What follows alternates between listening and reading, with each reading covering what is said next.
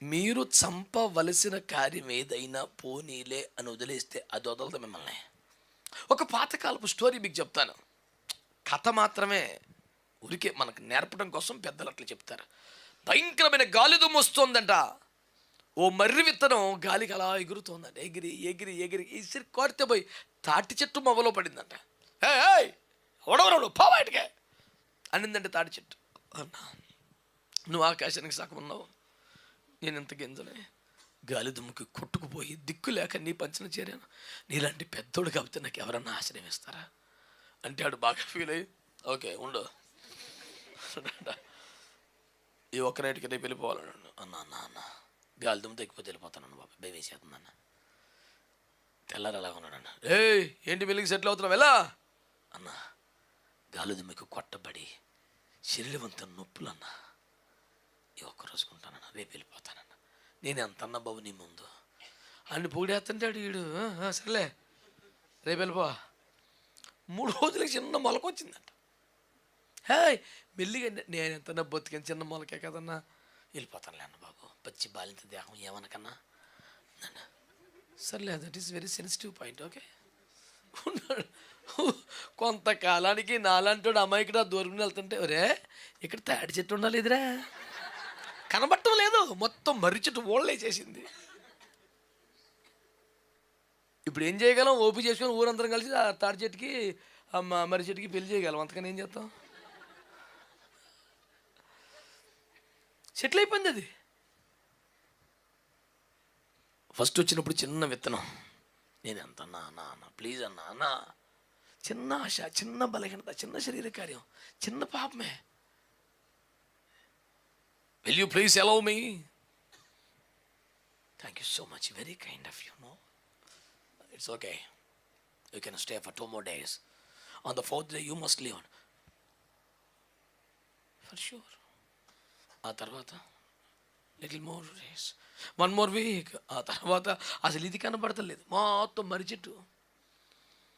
నీ ఆత్మీయ జీవితంలో విస్తారమైన విశేషమైన ఆధ్యాత్మిక అనుభవాలలో ఒక్క శరీర కార్యం జ్వరబడితే కొంతకాలానికి అసలు ఆత్మీయతనే కనిపించనివ్వనంతగా అలుముకుంటుంది అది.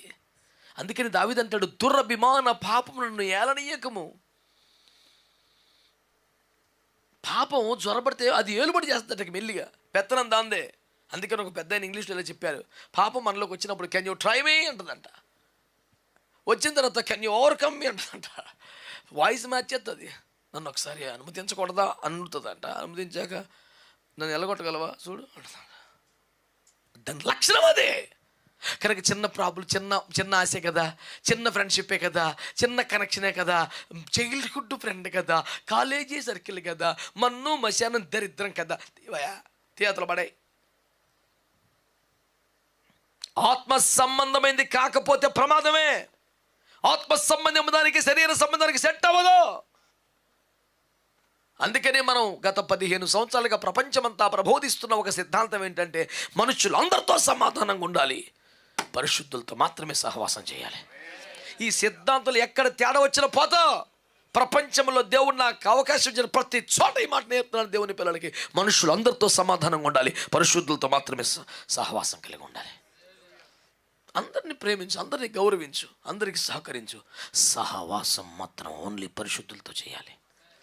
ఎంతవరకు ఉండాలి అంతవరకే. ఎవరితో విరోధం వద్దో, అందరిని ప్రేమించో, చేతనైతే సహాయపడో. సహవాసం మాత్రం ప్రార్థనా పరులతో చేయాలి, పరిశుద్ధులతోనే చేయాలి. పొద్దున గొర్రెలవాణిపాలెం సంఘంలో చెప్పిన మాటను మీకు జ్ఞాపకం చేస్తున్నాను. మరలి దేవుని ఆత్మను బట్టి పేతురు ఇంకా పెంతెకొస్తే రాలేదు, పరిశుద్ధాత్మను పొందలేదు. తాళంశం గుత్తి చేతిలో పట్టిన మళ్ళీ లోకంలోకి వెళ్ళిపోతాడు, వాడు చేపలకి వెళ్ళిపోతాడు. బాధ్యత రాహిత్యంగా ప్రవర్తించినాడు. ఏమైపోతే నాకెందుకనంటే బిహేవ్ చేసినాడు. కానీ మేడగదిలో 120 మందితో కలిసి ప్రార్థన చేస్తున్నాడు. ఇంకా పెంతెకొస్తే రోజు ఒక అగ్ని జ్వాల తన మీదకి వచ్చి లోపాలను ఇంకా కాల్చలేదు. కానీ ఈ లోపే లేచి నిలబడి, సహోదరులారా, తన చోటికి పోవుటకు తప్పించుకుని యూదా వెళ్ళిపోయాడు. ఆ అపోస్తలత్వము, ఆ పరిచర్య స్థానం ఖాళీగా ఉంది. అయ్యో, మరి ఆ 12 మందిలో ఒకటి వెళ్ళిపోతే సేవలాగా, దేవుని రాజ్యం ఎలాగా, పరిచర్య ఎలాగా? ఎవడో ఒకటి మనం ఏర్పాటు చేయాలి. అంటే ఒకడు చల్లారిపోతే, ఒకడు పడిపోతే, ఒకడు వెనకబడిపోతే, ఒకడు లోకంలోకి వెళ్ళిపోతే ఆ స్థానము భర్తీ చేయబడాలని, సేవ మళ్ళీ పుంజుకోవాలని, దేవుని రాజ్యం బలంగా సాగాలని, కట్టబడాలని పేతురు తాపత్రయపడుతున్నాడు. ఇంకా ఆత్మను పొందలేదుగా, ఇంకా అగ్ని రాలేదుగా, ఎలా ఇదంతా సాధ్యమైంది? కొన్ని రోజులుగా పరిశుద్ధులతో కలిసి ప్రార్థనలో ఉన్నాడు. అతని అంతరంగ స్వభావాలు మారిపోతున్నాయి. ప్రార్థించు వారితో మోకరిస్తే, పరిశుద్ధాత్మను మొంగలతో మోకరిస్తే, పరిశుద్ధులతో ఏకీపిస్తే, నీకు ఒక మంచి ప్రార్థన సహవాసం ఉంటే నీకు తెలియకుండానే నీ అంతరంగ స్వభావాలు మారుతాయి. ఇది ఇది ఇది ఇది పర్సనాలిటీ డెవలప్మెంట్ క్లాసులకు వెళ్తే మారవు. దేవుని ఆత్మకార్యం జరుగుతాయి. నువ్వు ఎవరితో ఉండాలి, ఎవరితో ఉండకూడదు ఇంకా అర్థం కాకపోతే ఎన్ని సంవత్సరాలు బైబిల్ జీవితం ఎందుకండి? ఇంకా నామకార్థులతో ఉంటావా? సొదొమలో ఆశీర్వాదం ఉందా? మోయాబులో దీవించబడతావా? బెత్లెహేముకు రావద్దా? చూపించిన పర్వతం ఎక్కొద్దా? అయ్యో ఆ ప్రాంతాలు వదలొద్దా? నీ కుటుంబం ఎలా దీవించబడుతుంది? సొదొమలో కూడా నీతిమంతుడుగానే బతకగలిగావేమో, కానీ బిడ్డల్ని బాగు చేసుకోలేకపోయి, భార్యని బతికించుకోలేకపోయి వద్దు, నా మాట నువ్వు వచ్చేసేయి. నీకు అది సరైన స్థలం కాదు, నీకు అది మంచి ప్లేస్ కాదు. నేను నీకు అనుగ్రహిస్తున్న స్వాస్థ్యములో శత్రువుని వెళ్ళగొట్టు, లేకపోతే ఆ శరీర కార్యాలు నిన్ను చంపేస్తాయి. ఒక సినిమాయే కదా, ఒక టీవీయే కదా, ఒక తిండిబొత్తనమే కదా, ఒక రిలేషనే కదా, ఒక ఫ్రెండ్షిప్ కదా, ఒక లవ్ అఫేరే కదా, వద్దు, కొంపలు ముంచేస్తుంది. చాలా డేంజర్ అది. ఇస్సాకు ఇష్మాయేలు ఒక చోట ఉండేదానికి సాధ్యం కాదు, కుదరదు. ఈ గుడారములో ఇస్సాకేనే ఉండాలి, ఇష్మాయేలునే ఉండాలి. అనగా ఈ శరీరములో, ఈ జీవితంలో ఆత్మ సంబంధమైన ఉండాలి, లేదా శరీర సంబంధమైన వాడైనా ఉండాలి. శరీరమే కావాలా, లోకమే కావాలా? మనుష్య రీతిగానే ఉండాలా? శరీర సంబంధంగా ఉండాలా? లోకరీతిగానే ఉండాలా? ఆత్మ సంబంధమైన అనుభవాలు మర్చిపో, నీకు వల్ల కాదు. ఇంకా ఇవే కావాలా? వదిలాయి ఆ ప్రపంచం. చాలా సీరియస్ వార్నింగ్ ఇది క్రైస్తవులకి. నువ్వు రాజీ పడిపోతానంటే అవ్వదు, సరిపెట్టుకుంటానంటే అవ్వదు. అలాగని ఎవరితో విరోధము, శత్రుత్వం బైబిల్ చెప్పడం లేదు. అందరితో సమాధానంగా ఉండు, కానీ సహవాసం మాత్రం పరిశుద్ధులతోనే ఉండాలి. ప్రార్థన చేసే ఫ్రెండ్షిప్ కావాలి. You need to have some prayer friends. నువ్వు కాలేజీలో ఉన్నావా, వేరే ప్లేస్లో జాబ్ చేస్తున్నావా, you must have some prayer friends. అక్కడ నీతో కలిసి ప్రార్థన చేసే ప్రేయర్ ఫ్రెండ్స్ ఉండాలి. లేరు, మందిరంలోనే ఎక్కువ సమయం గడపాలి, డ్యూటీ వరకే, కాలేజ్ వరకే, లేకపోతే వద్దో ఇంకా అంత ప్రపంచం నీకు.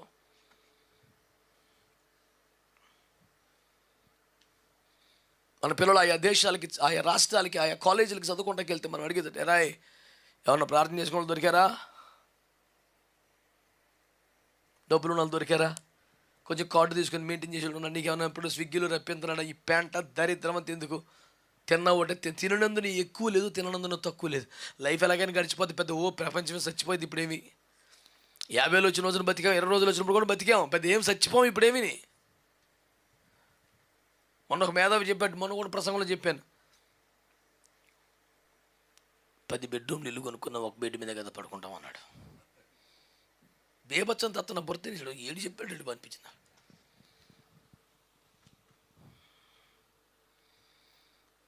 నాకు ఓన్ జెట్ ఫ్లైట్ ఉంటే స్పెషల్ ఫ్లైట్లో వెళ్తాను, లేకపోతే ఫ్లైట్ టికెట్ కొనుక్కుని వెళ్తాను. ఇద్దరం ఒకే టైంలో వెళ్తాం, ఏ రక్తం ఇచ్చే అది ఫ్లైటే సేమ్ టైం. ఇది ఎన్ని గంటలు పడద్దు,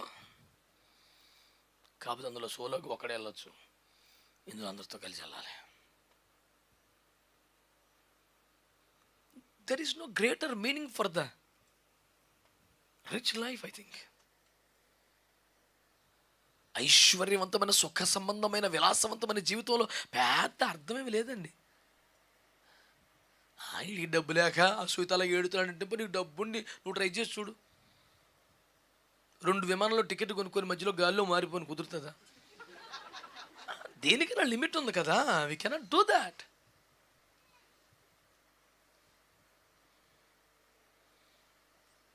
అంచేత నేను మనవి చేస్తున్నాను, సాధ్యం కాదు. శరీర కార్యాలు చంపాలి, శరీర సంబంధాలను దూరం పెట్టాలి. లోతును తీసుకెళ్ళమని దేవుడు చెప్పాల. పాపం ఆడికి మట్టికి ఎవరున్నారు అని అబ్రామే రాన్లా, ఇటు కాకుండా సైలెంట్ కూడా ఆడి ఎంటబడి వచ్చాడు, రానిచ్చాడు, ఉండనిచ్చాడు, సెట్ అవ్వలా, పంపించాకే క్లిక్ అయింది. కొత్తరతో నీవు లేచి నీ స్వజనమును, నీ బంధువు వదిలేసిరా. ఎలాగెళ్ళిపోమంటాం? ఆడే వెళ్ళిపోయాడు. సెట్ అవ్వదు, సెట్ అవ్వడం.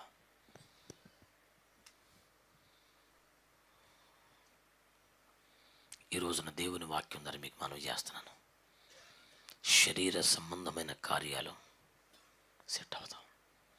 అవి ఏం చేయాలి? మానేయాలా? తగ్గించాలా? కాదు, చంపేయాలి.